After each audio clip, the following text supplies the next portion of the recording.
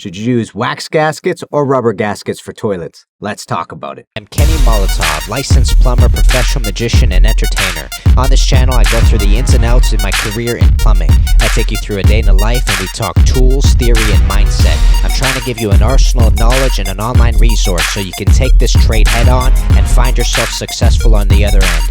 Click subscribe, hit that bell notification, and let's talk pipes. Peeps, Kenny Molotov. Please check out molotovplumbingacademy.com so you can get courses that are specifically designed to help you succeed in your apprenticeship. Also, join our newsletter down in the description below. That way you know when we have content coming out to you guys, and also when we have new courses and new products coming your way. So I wanted to tackle this subject, should you use wax gaskets or rubber gaskets, because many years ago I created a vlog where I talked about this issue, and many people on the vlog were very upset that I didn't tackle the subject the best way and that it took a long time to finally get to that conversation. So apparently there's a bunch of people out there that don't know what a vlog is, especially when it says day in the life of a plumber and they expected the video to be 2 minutes long. I don't know how to help you, but I'm hoping to kind of do a deep dive onto these two products. What are the advantages and disadvantages of both? What applications gravitate towards one or the other? That sort of thing. I have to say right off the bat, I typically use rubber for its advantages. However, there are plumbers that swear by wax, and there are circumstances where I use wax specifically, and then there are plumbers that swear by rubber, and there are certain circumstances where rubber is kind of the better product for that moment. But these are competing products. I'm not going to knock one or the other. They do the job when you understand the circumstances that they're needed for, sort of thing. If these are installed correctly, they're going to work, in other words, okay? So I'm not going to tell you which one's better than the other because I think they're both solid products. It's just, again, comes down to the application for me. So the first thing that I want to tackle is rubber gaskets, why I typically use them, and the advantages and disadvantages to them. So rubber gaskets were the gaskets I was introduced to from the beginning of my apprenticeship. I did my apprenticeship with my father. That's all he ended up using, which were rubber gaskets, and that's why I kind of gravitate towards them as well. When you look at your rubber gasket, you have 3 different sizes. You start off at 1/2 inch, then you have 3/4, and then you have 1 inch as well. So depending on the height of the flange, you have 3 different options to choose from so that you can get that watertight seal at the bottom of the toilet. The one great thing about rubber is that it is something that bounces back. It's a material that wants to keep its original form. So when you put a toilet down on a rubber gasket, it will compress a little bit, but upon compression, if you were to take that toilet off, it decompresses and comes back to its original form. That is an advantage to rubber in comparison to wax. The moment wax gets compressed, it will stay compressed. You cannot uncompress the wax gasket. It is going to maintain that new form that you ended up putting into it. So one thing that I noticed whenever you're installing a toilet, sometimes, for example, you have to lift that toilet up multiple times after you install the gasket. In those circumstances, if you were using rubber, it's an advantage because you can put the toilet down, compress the rubber gasket, and then realize that you need to, secure the bolt to the flange, and then you can lift that toilet up and then secure the bolt to the flange and reuse that very same gasket because it maintains its original form. It bounces back to regular form. However, if you had a wax gasket in this situation and you were to put a toilet down and compress the wax gasket, if you have to for some reason lift up the toilet and this wax gasket gets dislodged or anything like that, you have to put in a brand new wax gasket because it doesn't maintain its original shape. It will compress and stay to the new shape, and then after that, if you fumble with it and it comes apart in any sort of way, you won't have a watertight seal after that. The disadvantage to rubber is that it is a slower installation. It takes more steps than wax does. Wax, the beautiful part about wax is the moment you put it down onto the flange and you put that toilet down and you feel it compress, that's it. You're done. The moment you feel the compression on it, you're like, okay, we got a watertight seal right there.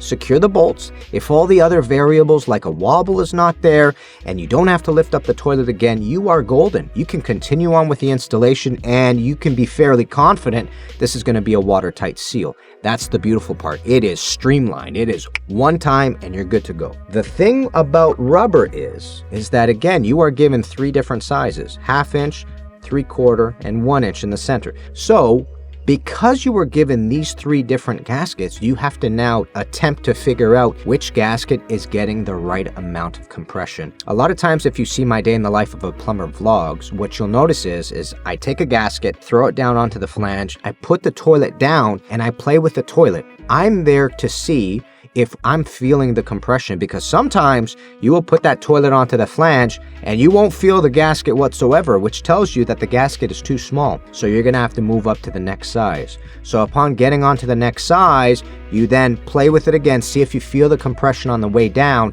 and if you do, perfect. What I do, this is an additional step, I take the toilet off one last time, and then I put a bead of silicone around the base of this gasket. And the reason why I do that is because when you put it down now with silicone, it's not going to be so easy to throw it off of the flange. Sometimes, for some reason, your toilet will nudge the gasket, so the gasket will come off the hole ever so slightly of the flange, so it won't be centered. But if you have silicone around the base of this gasket, then that little nudge won't do a devastating amount of movement. In other words, it will stay most likely very close to the original position that it was in. It also provides another element of seal on the bottom. Toilet goes down, compresses it, you feel the compression, and then you go ahead and you tighten the bolts. So you have to play a little bit with these gaskets to know if you feel that compression. You have to be comfortable with grabbing that toilet and actually moving it up and down to see if you feel that. Now, some toilets are easier to do this than others. If you have a one-piece toilet, a lot of times they do not provide the right amount of grips to be able to do this comfortably. It's really irritating when dealing with very heavy, awkward one-piece toilets. But if you have a two-piece toilet, this is pretty easy, right? It gives you areas to be able to grab the bowl correctly and comfortably, and then you can move the toilet up and down just so that you can verify. Another thing that you got to be a little bit concerned about when using the rubber gaskets is sometimes you're stuck in a situation where the gasket is too large for one of the installations. So you go down to the next size down and then it's too short. So sometimes you have a gasket that kind of makes the toilet float a little bit. And you're stuck in a scenario now where you're thinking to yourself, okay, either I leave this gasket the way it is and I crank those bolts until it is sitting on the ground. But you run the risk of putting the flange in danger because,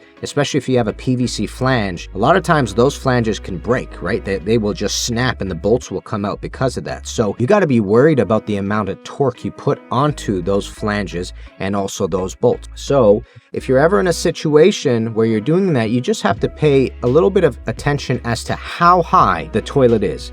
If the toilet is off the entire base because the gasket is too large, then you have to go the size down if you can. If you feel compression, especially, go the size down because you do not want too large of a gasket. When this gasket goes to 1 inch, it is a much sturdier, thicker unit, and because of that, it actually is very hard to compress in comparison to the 3/4. You see what I'm saying? Like it's much easier to compress the 3/4 than it is the 1 inch. So you have to pay special attention to the sizes and what it does to the base of the toilet because you don't want to put too much strain on those bolts or you run the risk of damaging the flange. And here is, I think, the biggest weakness for rubber. Sometimes your flange is too high for rubber gaskets. So typically what we want with a flange is that it is flush with the tile that is on the floor. Now sometimes they're not the same level, so you choose the size of gasket depending, but here's the worst case scenario when that flange is above that tile.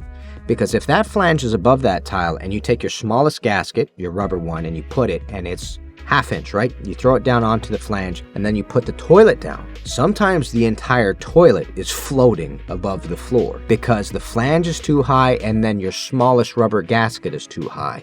And that for me is the biggest disadvantage for rubber, is that there are certain circumstances exactly like this where you run the risk of damaging the flange if you leave that gasket on, and that's when I come over to wax specifically. Wax for me is the perfect type of sealant in that scenario because wax can compress as much as you need it to compress. If you put a wax gasket down and that toilet is high, you just continue pushing that toilet onto the wax gasket and that wax gasket will become thinner and thinner and thinner. It'll create a watertight seal for you, and it'll also allow you to get the toilet flush with the ground in most circumstances because wax continues compressing, right? The rubber gasket is constantly pushing back, so you're going to have to put more strain on those bolts and therefore more strain on the porcelain as well as you tighten down the toilet. So wax is perfect for that scenario right there. Another disadvantage to rubber is that once you get to the 1-inch gasket, if you don't feel compression, you then have to go to a flange extension kit, and you have to stack them onto the flange, making them each layer watertight until they're flush and level with the tile. And then you have to go ahead and do your installation. Using a flange extension kit is usually the best protocol to go by. That I need to get off the bat. But what I have seen in the past, and again, some plumbers feel comfortable doing this, other plumbers think this is not a good idea, but I have seen in the past plumbers stack wax gaskets. So they'll put one gasket down onto the flange, and if that's too low, they will put another wax gasket right on top of this wax gasket.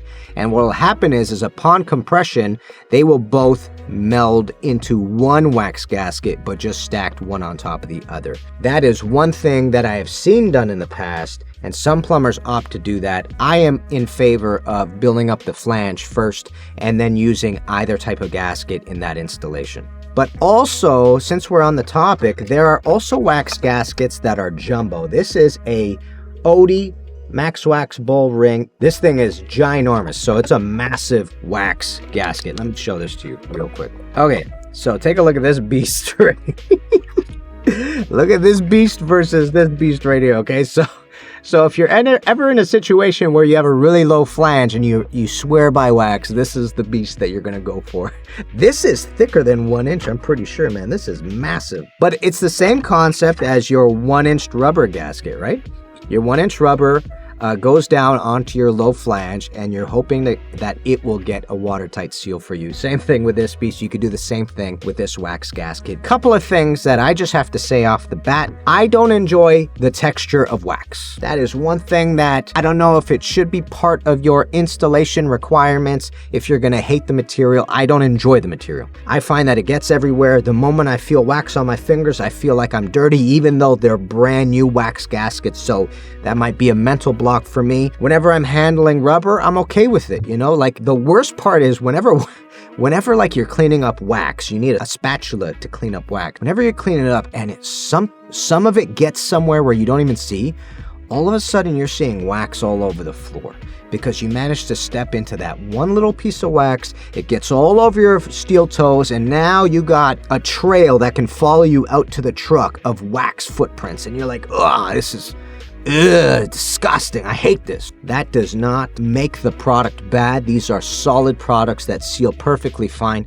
That's just my pet peeve, you know what I'm saying? But when I was using wax gaskets in the past year or so, every time I throw one down and I throw down the toilet on top of it, I just saved so much time and so much sweat because they are so bloody fast. And there's one last thing that I wanted to briefly talk to you about, because I noticed this at the supplier last summer and I was like, oh, that's a cool idea. So whenever you have in-floor heating in a washroom, you run a couple of risks.